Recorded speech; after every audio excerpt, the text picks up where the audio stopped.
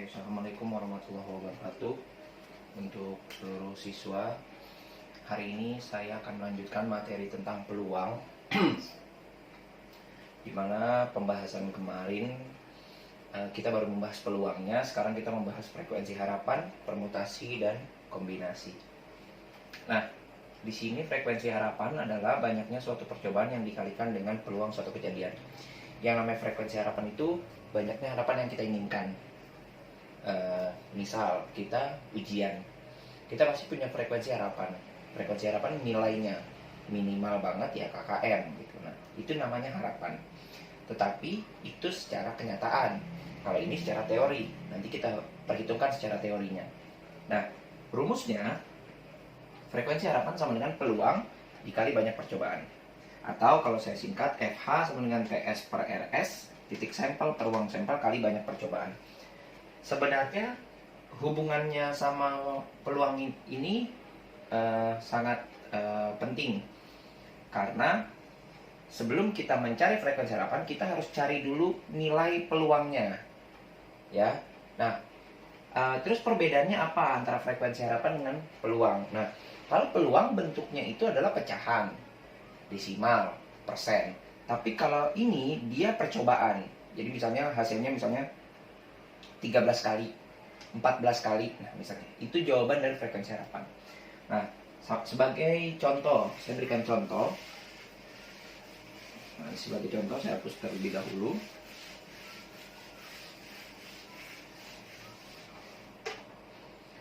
Contoh,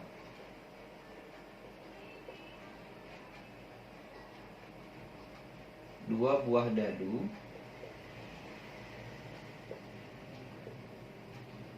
dilempar bersama-sama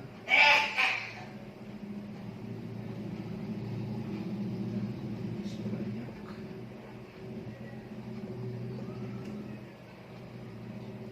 72 kali. Tentukan banyak percobaan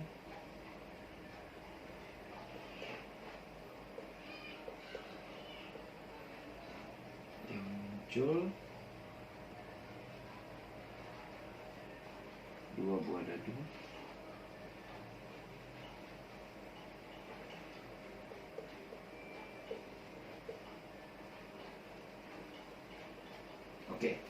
dua buah dadu dilempar bersama-sama sebanyak 72 kali.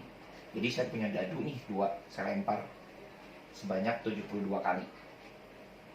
Nah, tentukan banyak percobaan yang muncul dua buah dadu berjumlah 8. Nah, di sini kita tetap tulisnya FH sama dengan TS per RS dikali banyak percobaan. Oke, sebelum kita cari FH-nya, frekuensi, kita cari dulu peluangnya si 8 ini. Peluang jumlah 8. Kira-kira berapa aja? Kita cari dulu. Pertama 2 sama 6.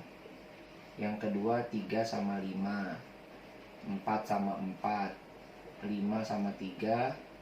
Dan yang terakhir 6 sama 2. Nah, ada berapa peluangnya? 1, 2, 3, 4, 5. Oh, berarti ada 5 per 36.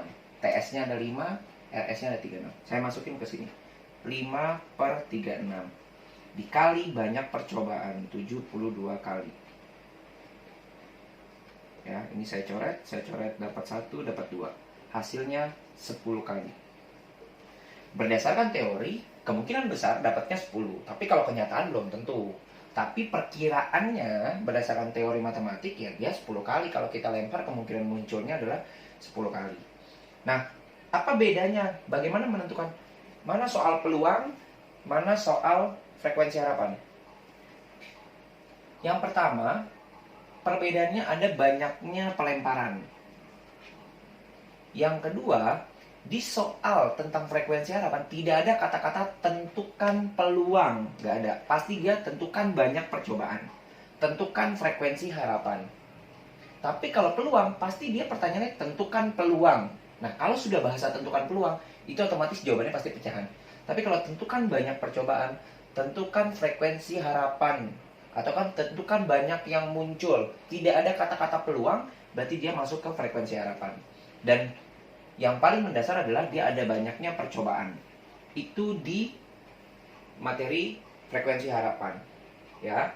Jadi bisa dilihat, dan ini pertanyaannya tidak hanya bentuk dadu, logam juga bisa, kartu remi juga bisa, bahkan kehidupan sehari-hari pun juga bisa gitu. Ya, sama seperti halnya kayak sebuah kotak yang kemarin dijelaskan, sebuah kotak diambil dan dikembalikan berapa kali. Nah, itu bisa juga gitu. Nah, saya kasih contoh lain misalnya. Ini saya hapus dulu.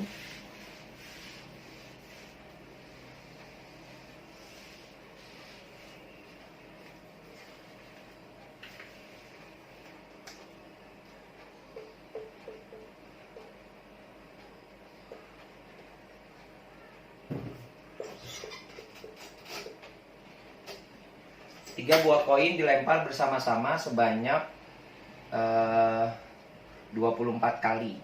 Tentukan banyak percobaan yang muncul.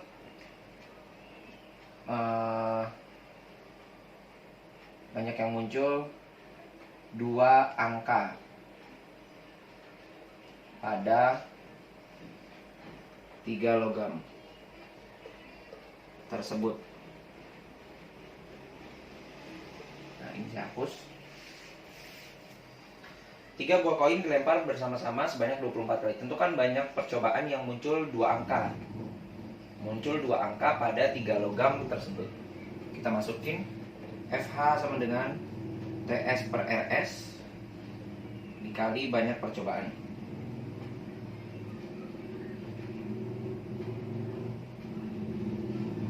Nah, bisa kalian lihat di tabel bahwa yang 2 angka pada 3 logam itu pertama AAG, AGA, ada lagi ya GAA. Nah, ada 3 AAG, AGA, GAA. Nah, berarti berapa hasilnya? 3 per 8. Masukin di sini 3 per 8 dikali 24 kali.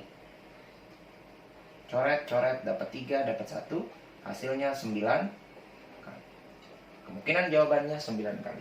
Nah, ini jawaban-jawaban yang memang sedikit masih mudah, karena sebenarnya ini balik lagi ke peluang-peluang yang pernah diajarkan oleh saya. Nah, satu lagi contoh yang akan saya berikan, mungkin ini yang sudah dalam bentuk logam. Nah, sekarang saya berikan contoh sedikit.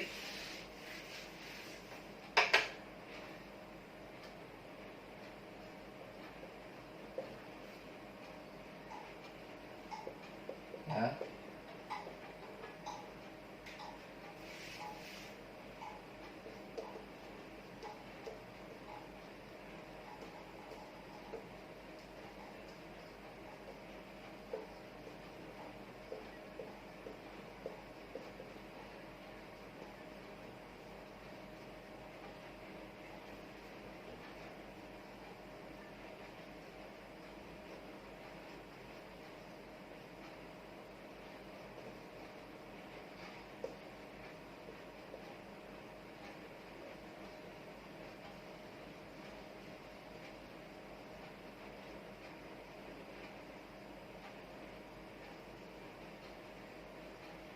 Oke.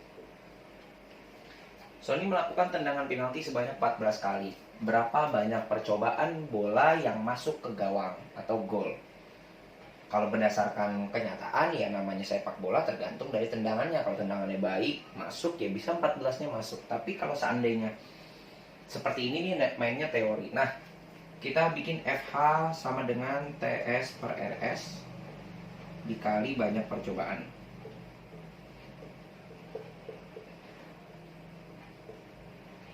Oke. Dikali banyak percobaan. Kira-kira berapa peluangnya dulu deh yang masuk? Peluang yang masuk dulu.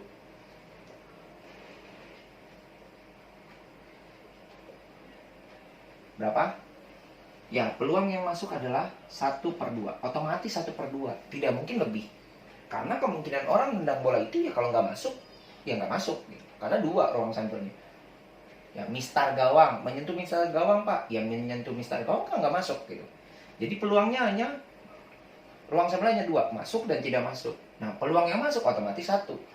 Ruang sampelnya 2. Otomatis jawabannya 1/2 dikali 14 percobaan atau 14 kali. Hasilnya 7 kali masuk. Jadi kemungkinan masuknya 7 kali masuk, 7 kali tidak masuk. Nah, ini adalah frekuensi harapan yang akan dibahas, yang akan masuk dalam materi-materi selanjutnya. Nah, sekarang saya akan membahas materi selanjutnya, yaitu tentang permutasi.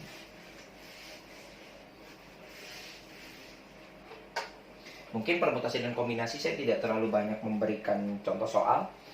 Nanti biar bisa kalian pahami, bisa kalian kerjakan materi-materi atau soal-soal yang saya berikan nanti. Jika nanti kurang paham bisa ditanyakan, atau enggak kita buka review seperti halnya yang kita lakukan sebelum ulangan.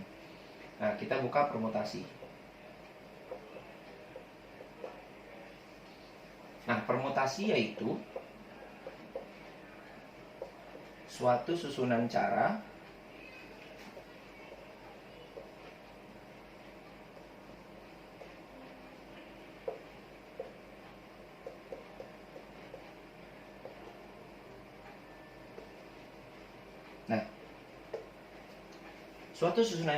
yang memperhatikan urutan. Urutan di sini maksudnya, misal saya mau buat struktur ketua, sekretaris, bendahara, itu urutan. Itu yang disebut urutan yang dimaksud permutasi. Saya mau beli barang, tapi saya tidak menyebutkan apa saja. Nah, itu namanya permutasi. Nah, di sini permutasi itu ada rumusnya. Rumusnya adalah, biasa orang menyebutnya gini,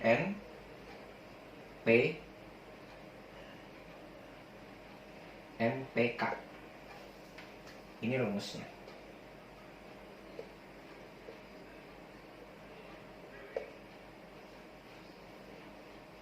Nah, di dalam ini terbagi-bagi. N ini adalah banyak unsur. Banyak unsur di sini biasanya orang, itu banyak unsur. Terus misalnya koin, pokoknya entah benda ataupun orang. Nah, di sini P ini adalah permutasinya. Ya, permutasinya.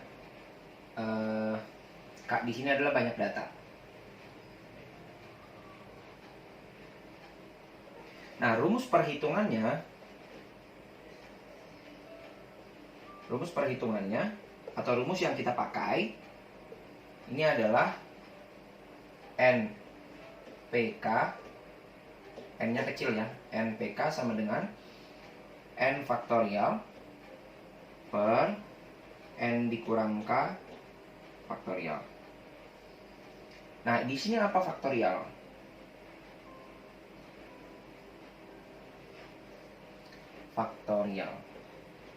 Faktorial itu adalah perhitungan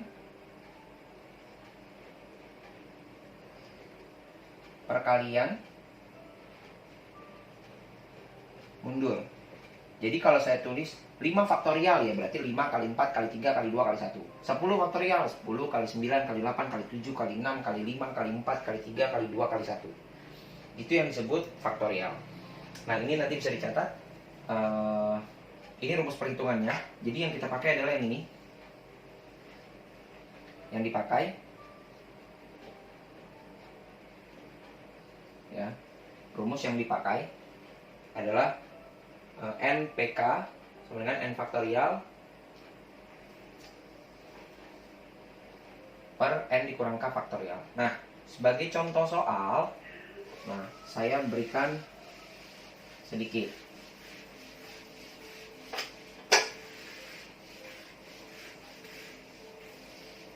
Nah, Sebelum saya memberikan contoh soal, ada satu lagi permutasi yang dipakai, yaitu permutasi siklis. Nah, permutasi siklis ini rumusnya berbeda dengan permutasi yang tadi. Rumusnya adalah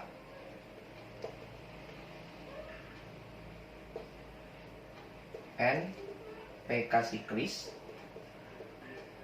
sama dengan N dikurang 1 faktorial. Dikurang 1 dulu baru faktorial. Apa sih fungsinya? Nah, fungsi permutasi siklis hanya berguna pada soal meja bundar. Jadi dia yang bentuknya di situ-situ aja gitu. Siklus. Kalau siklus kan dia akan balik-balik aja. Nah, tapi biasanya dalam soal-soal permutasi siklis, dia biasanya yang sering keluar adalah dalam bentuk meja bundar. Nanti akan saya jelaskan maksudnya meja bundar apa. Nah, di sini saya kasih contoh soal.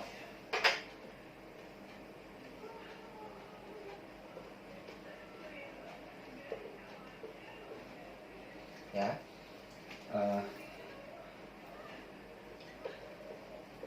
Dari 10 siswa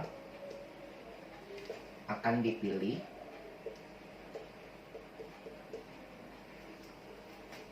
3 siswa untuk menjadi ketua, sekretaris, bendahara.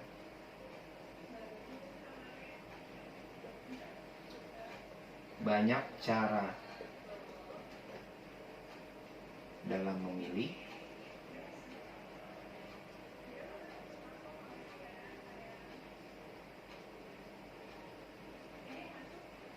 Nah, dari 10 siswa akan dipilih 3 siswa untuk menjadi ketua, sekretaris, bendahara.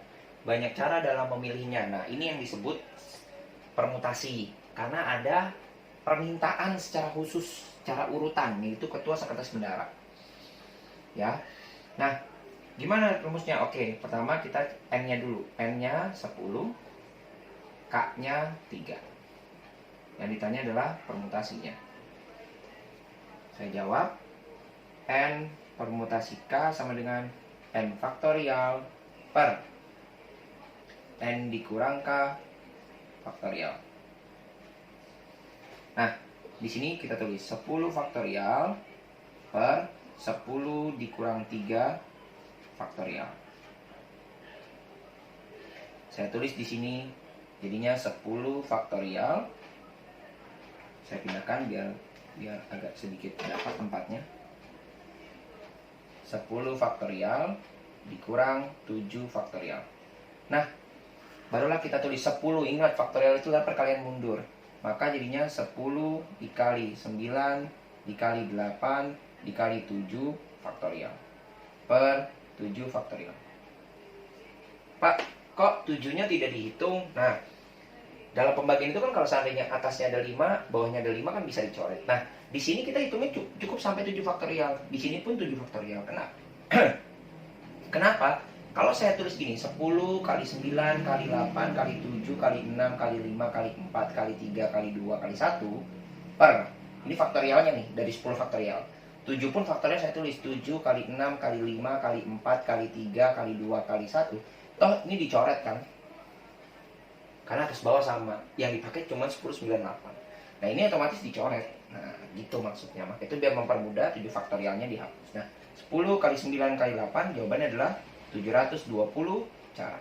Kemungkinan 720 cara yang akan didapatkan dari 10 anak ini.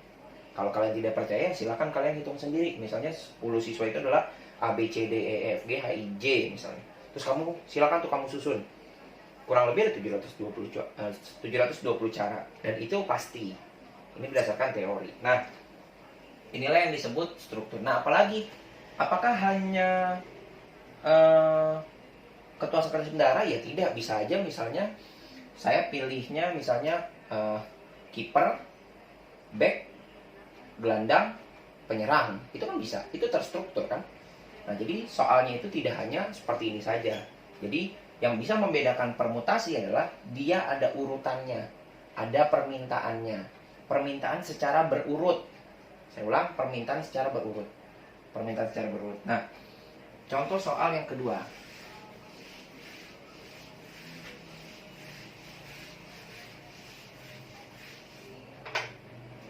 Soal yang kedua.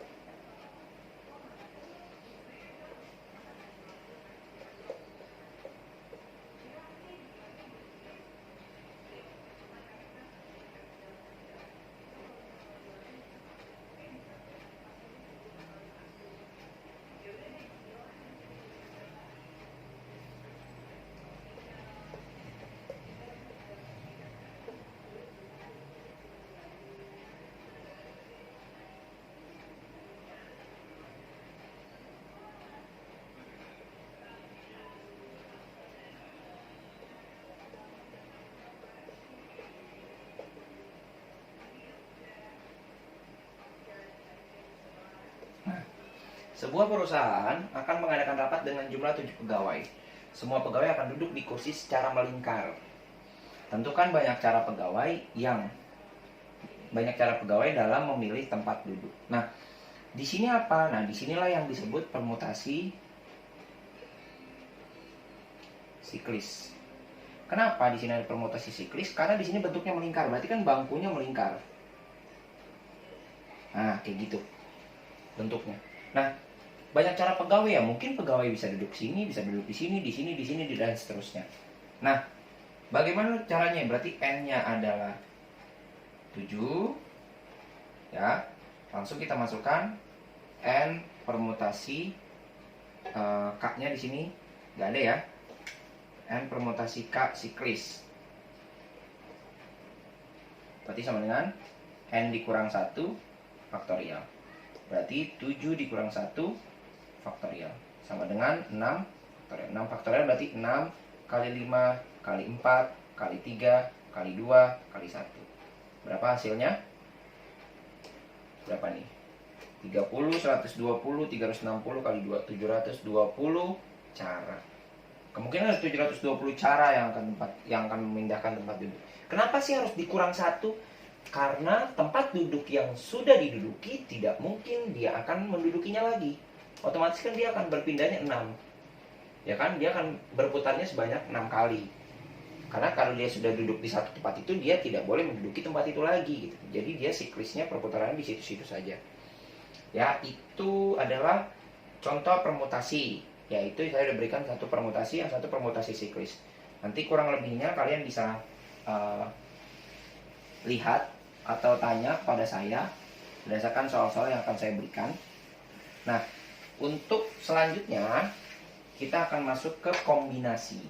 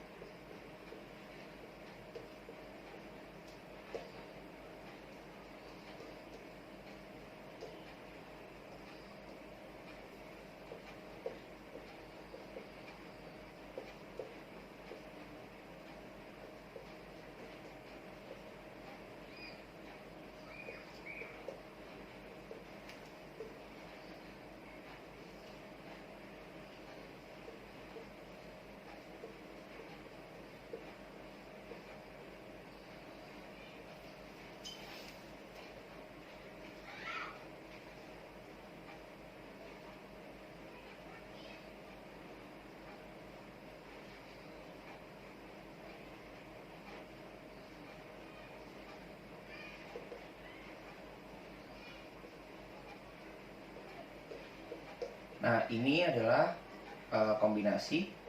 Nah, yaitu suatu susunan cara tanpa memperhatikan urutan. Bedanya sama permutasi jelas. Kalau permutasi dia memperhatikan urutan, kalau kombinasi dia tidak memperhatikan urutan. Jadi terserah, bebas. Ya. Nah, beda rumusnya adalah kalau di sini n, kalau di sini c. N kombinasi k sama dengan n faktorial, k faktorial dikali n dikurang k faktorial. Nah, apa sih kalau kombinasi? Nah, kalau kombinasi itu kayak gini. Kalian siswa ada 36, 35. Nah, saya tahunya pokoknya kalian duduk. Nah, berapa banyak orang akan berpindah tempat duduk? Itu adalah kombinasi. Kombinasinya bebas, tidak ada urutannya. Nah, Pak, itu kenapa nggak jadi permutasi? Kan tempat duduknya sih, tetapi itu tidak melingkar. Kalau tidak melingkar kan tidak akan ada ujungnya. Tapi kalau ini kan posisi tempat duduknya lurus, garis lurus, maka itu dia tidak disebut permutasi siklis. Kalau permutasi siklis dia harus melingkar, minimal ada ujungnya. Jadi dia akan ketemu lagi di tempat yang semula. Nah, ini adalah rumus kombinasi. Nah, sebagai contoh, misalnya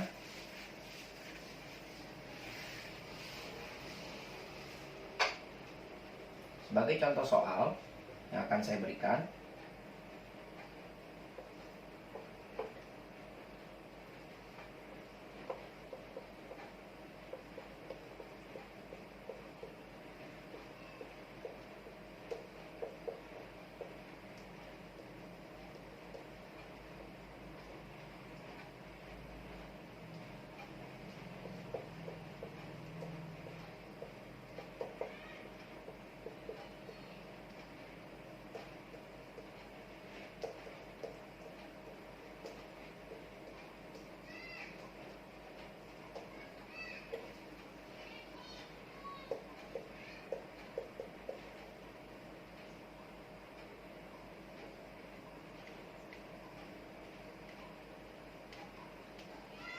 oke.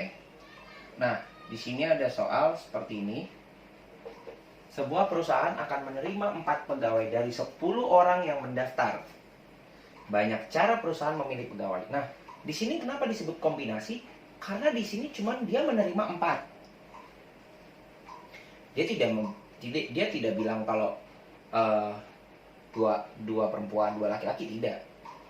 Dia hanya bilang bahwa 4 pegawai dari 10 orang. Jadi ada 10 orang, ya tinggal dipilih 4. Nah, kita tulis N-nya adalah 10, K-nya adalah 4.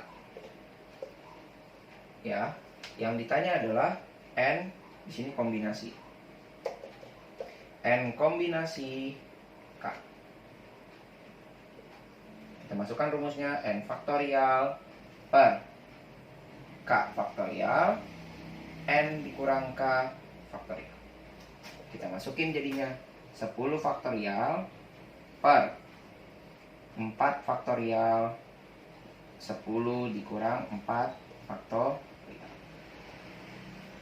Saya lanjutkan ke sini jadinya 10 faktorial per 4 faktorial dikali 6 faktorial. Nah, kalau ada 2 faktorial ini gimana cara ngitungnya? Ya, kita lihat faktorial yang paling bawah yang terbesar, 6. Berarti di sini kita mundurinnya sampai 6. 10, 9, 8, 7, 6 faktorial. Per 4-nya, karena di sini kita sampainya 6 faktorial, 4 ini barulah kita turunkan lagi. 4 kali 3 kali 2 kali 1 kali 6 faktorial. Coret 6 faktorialnya. 4-nya saya coret sama 2. Sama 2-nya saya coret. 4 kali 2 8. Berarti 8-nya dicoret juga 1. Kan gitu ya. 4 kali 2 8. Di sini sama-sama ada 8. 3-nya saya coret, di sini jadinya 3. 10 kali 3 kali 7. Hasilnya 210 cara. Kemungkinan besar ada 210 cara yang akan terjadi di satu pemilihan tersebut. Ya, nah itu yang disebut kombinasi. Pak, apakah harus orang? Enggak, bisa juga kalau saya bikin soal 15 bunga akan dipilih 10 bunga. Tentu kan banyak cara yang akan dipilih, bisa saja seperti itu. Atau bisa juga uh, permainan sepak bola, bisa juga, tergantung dari soalnya.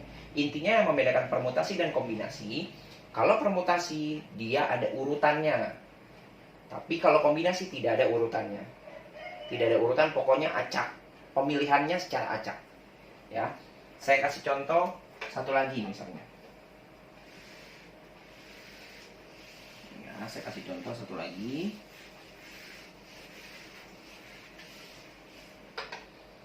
Ya, yang nomor 2.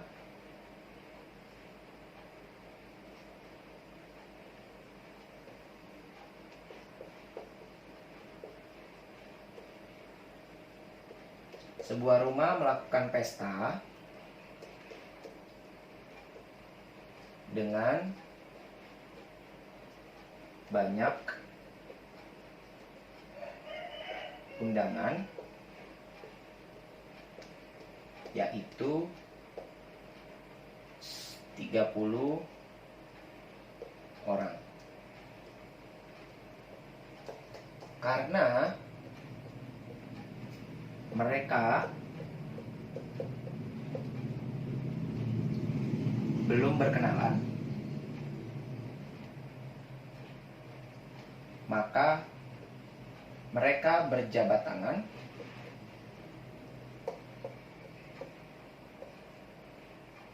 secara bergantian.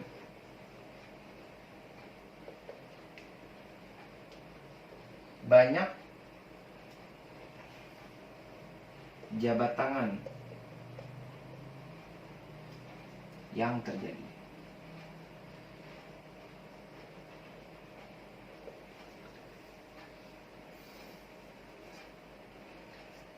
Sebuah rumah melakukan pesta dengan banyak undangan, yaitu 30 orang. Karena mereka belum berkenalan, maka mereka berjabat tangan secara bergantian. Di sini tidak ada aturannya mau jabatan sama siapa aja, pokoknya bergantian, semuanya dapat. Ya. Nah, banyak jabat tangan yang terjadi. Di sini apa? Kombinasi, permutasi, atau permutasi siklis, atau frekuensi harapan. Di sini otomatis tidak ada urutannya, maka dia kombinasi. Di sini N-nya 30, K-nya adalah 2. C-nya yang di tengah. Kenapa sih K-nya 2? Yang namanya jabat tangan pasti 2 tangan. Antara tangan yang satu dengan tangan yang lain. Misalnya ini tangan saya, ini tangan orang lain, dia akan berjabat tangan. Ya. Nah, kita masukkan N kombinasi K 30 faktorial per, oh maaf, saya tulis rumusnya dulu. N kombinasi K sama dengan N faktorial per K faktorial N dikurang K faktorial. 30 faktorial per 2 faktorial, 30 dikurang 2 faktorial. Saya lanjutkan. Jadinya 30 faktorial per 2 faktorial dikali 28 faktorial. Sama dengan 30, 29, 28 faktorial per 2 dikali 1 dikali 28 faktorial. Coret, coret. Ini juga dicoret, hasilnya 15, satunya tidak perlu dicoret. Berapa hasilnya? 870 dikali 15, hasilnya 435 jabat tangan. Ya, 435 jabat tangan. Nah, Pak, banyak banget Pak. Secara logika kalau orang salaman, itu kan kalau 30 orang berarti kalau orangnya cuma 30 ya dia ketemunya 29, ya kan? 29 terus jabatan tangan satu-satu. Iya betul. Tapi kan jabatan tangan itu tidak hanya paling cuma 100 orang gitu. Iya betul. Tapi kalau dia berjabat tangan dengan tangan kanan satu, tangan kirinya satu. Ya mungkin tangan kanan lagi sakit misalnya gitu. Jadi banyak cara bisa jabatan dengan tangan kanan sama-sama tangan kiri, kan dalam satu orang bisa dapat 2. Itu yang dimaksud caranya. Ya. Jadi secara teori ini 435 jabat tangan. Ini perhitungan secara teori. Kalau kamu mau praktek silakan misalnya. Oh saya mau praktek Pak sampai 435, coba. Pasti akan jawabannya seperti ini. Ya, itulah yang disebut kombinasi. Nah itu dari saya, kurang lebihnya mohon maaf. Terima kasih atas waktunya. Selanjutnya saya akan memberikan soal. Nanti kemungkinan saya lanjutkan ke review dan kita lanjutkan ke ulangan harian selanjutnya. Terima kasih. Assalamualaikum warahmatullahi wabarakatuh.